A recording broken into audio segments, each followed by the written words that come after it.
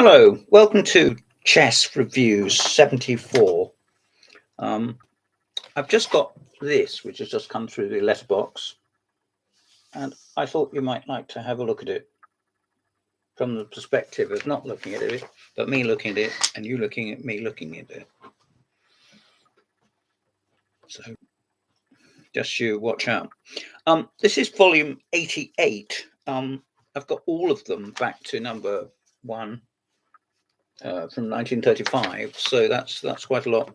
A magazine founded by B.H. Wood, who was a journalist and chess master in Sutton Coldfield, but for many years now it has been distributed from Baker Street by Malcolm Payne and his acolytes. This issue has a lady on the cover who's a very great deal more famous than any chess person, with the exception perhaps of Kasparov or Carlsen or Bobby Fischer. Do you know who that is? Yes, that's right. It's Rachel Reeves, who is Shadow Chancellor of the Exchequer. And one day might be Prime Minister for all we know. It says chess in Parliament, House of Commons takes on the House of Lords at Speaker's Corner. Where better to remain silent and have a game of chess than paradoxically at Speaker's Corner, which, in case you don't know, is in London. And if you don't know where London is,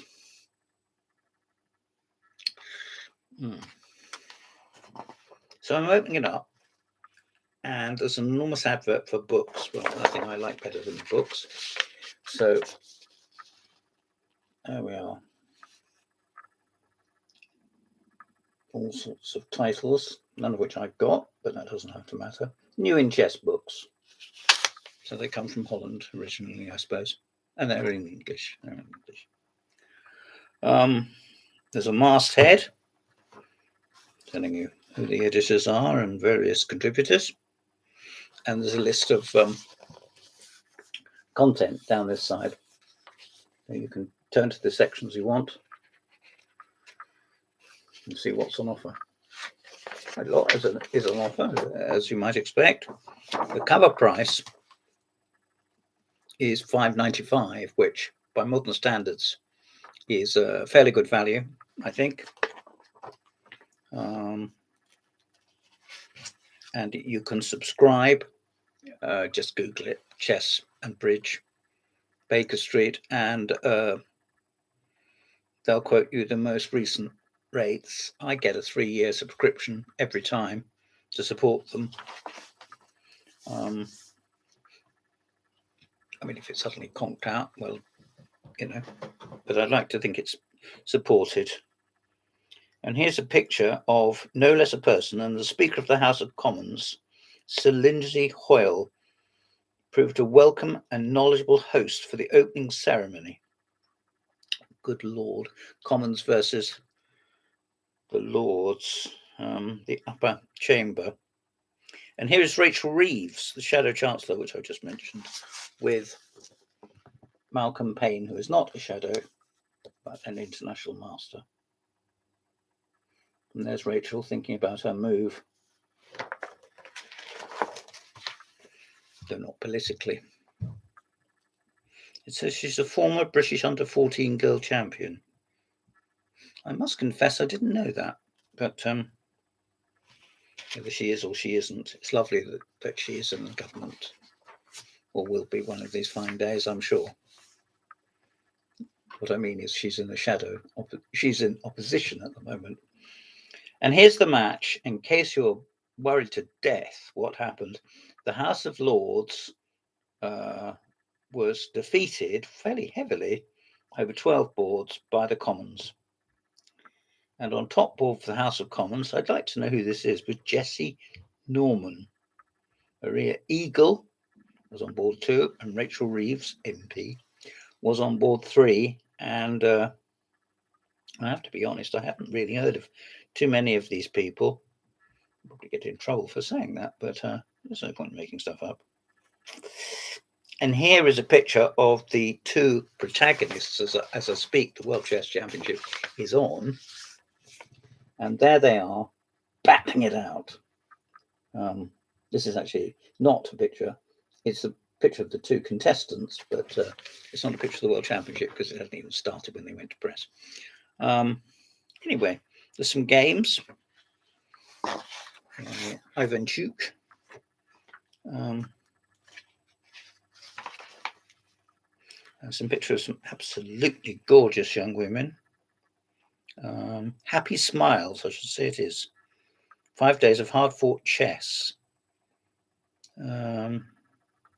This is Lauren DaCosta speaking from an event staged at Edinburgh Chess Club. And it's called Storms to Success at SPTW.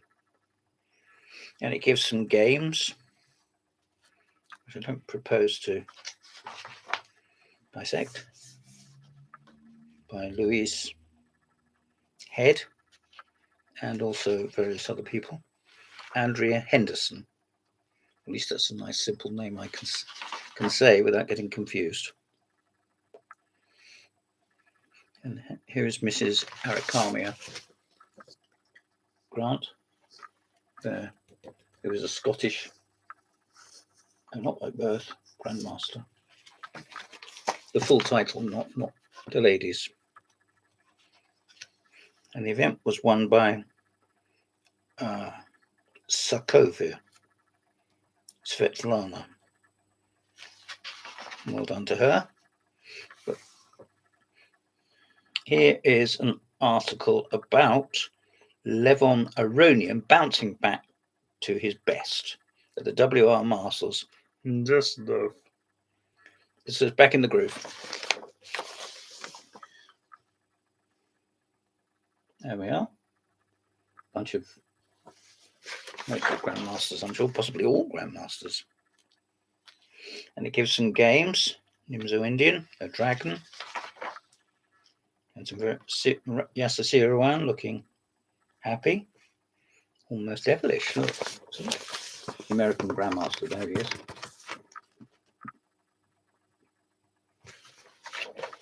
So, yeah. And the event was won by Nepo, who is one of the people contesting the World Championship at this moment. And as I can only repeat, this is the WR Chess Masters at Dusseldorf. This is How Good Is Your Chess? This has been going for some short time, like about 60 years. And what happens is you're given a game, not necessarily a recent one, which has been analysed by a strong player, possibly very strong. And what you do is you go through the game on your board and you cover up the moves. Just slide a piece of paper down the page or what you will. And you have to try and work out what's happening and what moves you expect to have coming up. So it's not just guesswork, because you can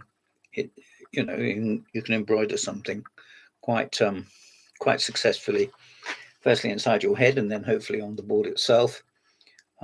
This is a game of Michael Adams, is the English #1, Forever and a Day, from the German Bundesliga. Mickey has got back into chess a little bit more recently. I think he has every right to have a little rest, which possibly he enjoyed. Here we have details of the Cambridge International, which was held. They're calling it the Cambridge Open. I don't really think that describes it adequately. And here's Mickey in the first round.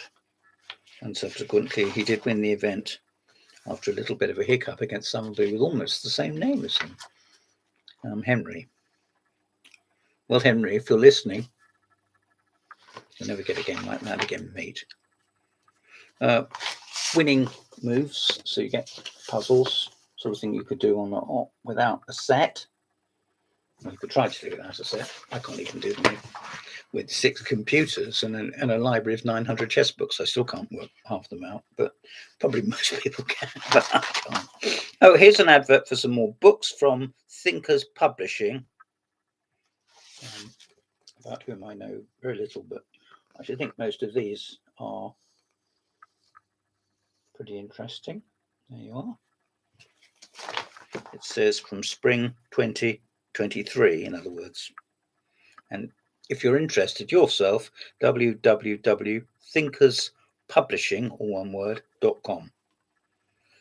And it's books about understanding pawn structures in the Sicilian, Nimzo Indian, and Bogo Indian revisited. It says, obviously, seek to give you something new about something old. There's nothing wrong with that. After all, chess is a very old game. An article by Ben Graf, who I'm still kicking myself. Ben sent me about 2 years ago his novel. I know what you think I'm about to say, that I didn't read it. Well, I did read it, but I didn't finish it because I didn't like it. And I contacted Ben, very fair-minded man, no doubt. And he said, oh, well, never mind, don't worry about that. But I don't like that. And I've still got it on my bookcase. And from time to time, it looks across at me. It's near my bed. It's in my bedroom. And I self-consciously look back at it and think, oh, Ben, I'm sorry.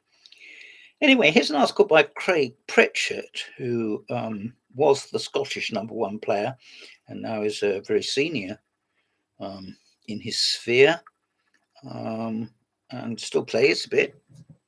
And he's also been dabbling in writing, authorship.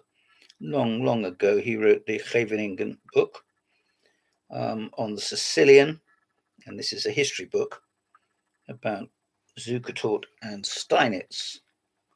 Quite a bit's been written about both of them in the last 5-10 years, I think. Craig will know far more than me, obviously he does. And it gives a zuka game and a world championship game between zuka and steinits. They drew amazing crowds to watch them play, hundreds of people. Ronald Steiner was in the end went a bit too lally, I think. Zuka, by contrast, was quite well known, like Baron Munchausen, for not always sticking to the truth. But he must have been hugely colourful and entertaining, and was a very strong player. I've got Jimmy Adams' book on Zuka, and the best in there is pretty special. So if you get the chance to study the games of Zuka, go ahead and do it. But if you get the chance to look into the philosophy of the play of Steinitz, who was world champion from 1886 to 1896, and before then would have been the best player in the world, I would have thought, for quite a while. If you get the chance to see his writings, his collected journalism, or his work on the openings, The Modern Chess Instructor, you get that book. It's really good. I'm not sure if it's still in print, but it's well worth seeking out. And you might be able to get a copy of it. If you see it, get it. It's really interesting, particularly if you're interested in the writings of Nimzovich. And it's interesting to compare the two. It's very interesting to compare the two, and you'll be doing a lot for your own game, quite apart from looking into the situations, various technical aspects of the game, just slowly, and you'll find you can absorb a very great deal. Now here's a change of pace, an article by international master, very strong IM in his time, now largely retired, Paul Littlewood, who comes from a whole family of chess people, some of whom I knew, his dad and uncle I knew a little bit. And here's a game by his uncle Norman against Lengyel from Hungary, and it's a King's Gambit. Paul writes the Little Bishop's Opening. Actually, I think it was called the Lesser Bishop's Opening, but that's just me. Paul, if you're listening, and I know you aren't, so I'm just pulling your leg. Here's an article about Little Steinitz by Julian Way, a very good friend of mine. He talks about his book, the book about Atkins, H.E. Atkins, and gives a game of his, and then a second game, and then a third game. All of them from about the turn of the last century. And here's a photograph, which I've never seen before, actually. Yeah, look. A fairly young Atkins, possibly old before his time, if you see what I mean, by way of paradox. He used to live into the 1950s and was a very, very strong player, particularly on the domestic front.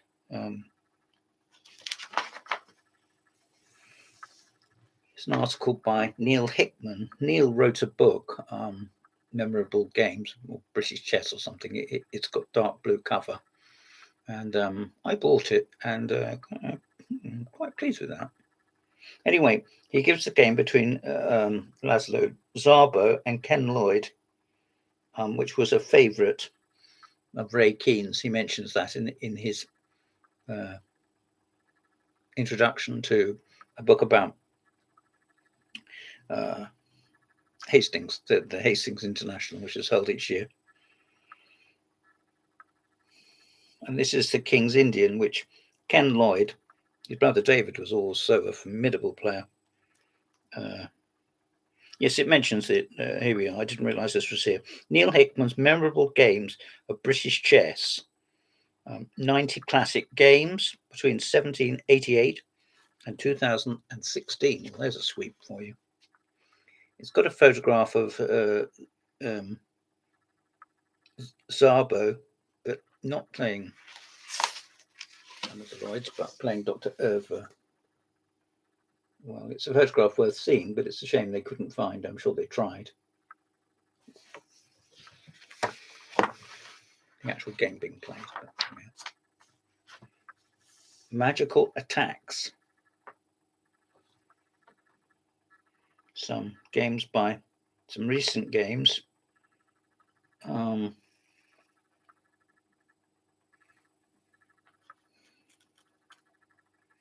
Yes.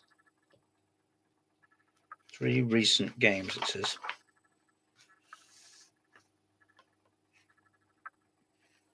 A photograph of Mr. Ryat Magar. I do apologise that I can't pronounce his name correctly. I've made every effort to avoid trying to say the names of foreign players if I genuinely don't know. I don't want to get them wrong or appear disrespectful towards them. He's obviously a very young and studious man. There he is. So, and you can read it off the page for yourself. There he is, deep in thought. Here is an article called Endgame Magic by Afek, and he's just written a book, Anthology of Miniature Endgame Studies, which are always of interest. And if you avoid, or if you don't use endgame studies as part of your chess education, you're missing a trick.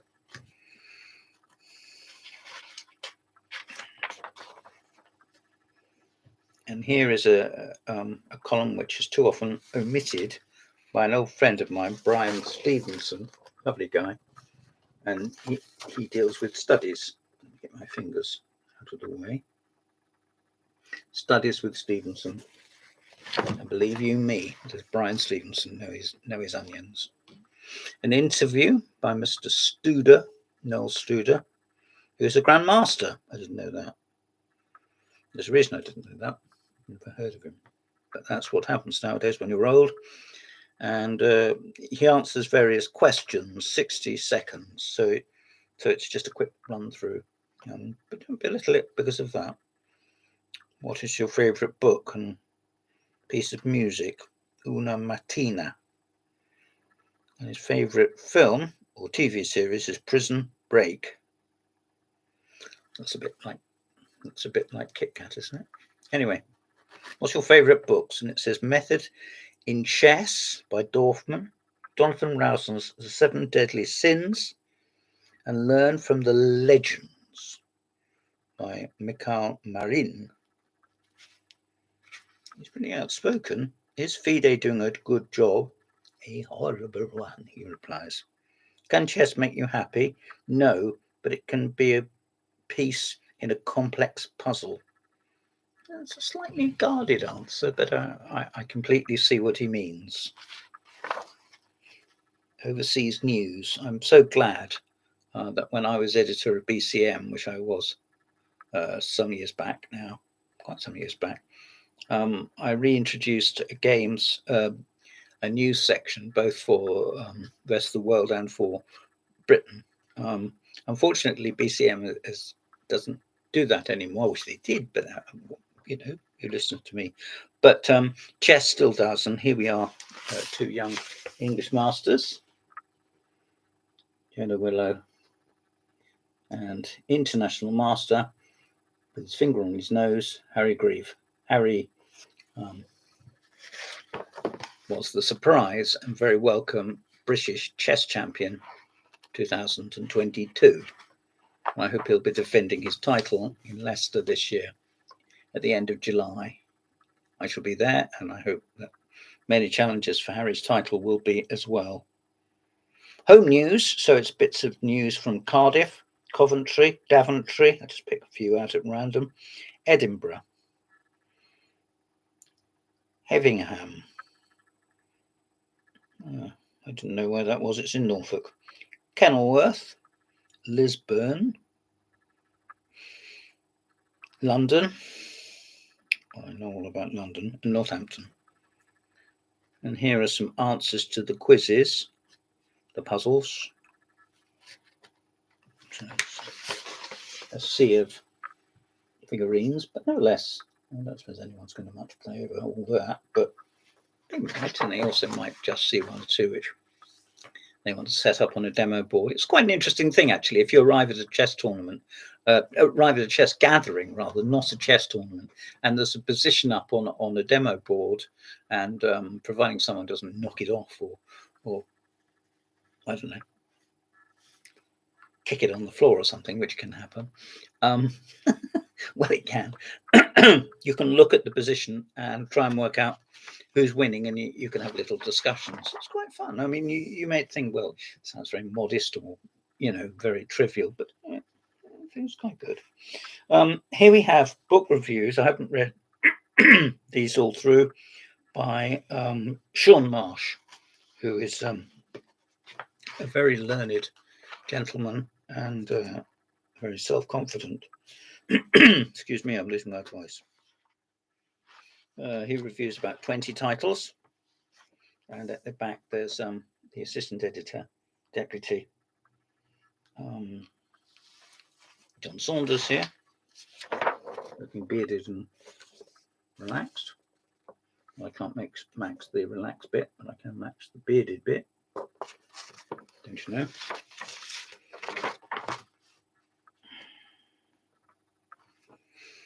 Saunders on chess, that is. Now we have an advert for Quality Chess. New in April, it says. And on the back, further books. And you can get if you subscribe direct, and I strongly recommend you do, you can get a small discount. Sometimes not so small, about £2 or £3. May as well have it. And they're probably, if you're in the UK, they'll probably send it to you post-free. So you gain a bit of money, and you can have a look at the latest titles. I've only seen one of these books, or perhaps two. Pressure Play by Neil MacDonald, and I thought it was quite good. I really did. I thought it was quite good. There's a history of Rijkenzee, a big tournament or series of tournaments which they have in Holland, and it's been knocking on. It's been going on for many years, and I don't know how many years, 60 or something. And this is the history of it. So I would like to look through that book. I haven't seen it yet, but hint, hint, maybe if somebody is listening to this, they could send me a copy. This is the latest chess magazine. Once again, I can only repeat, available in Chess and Bridge Shop in Baker Street in London. Thank you for listening. This has been Chess Review for the magazine anyway, number 74. Thank you very much.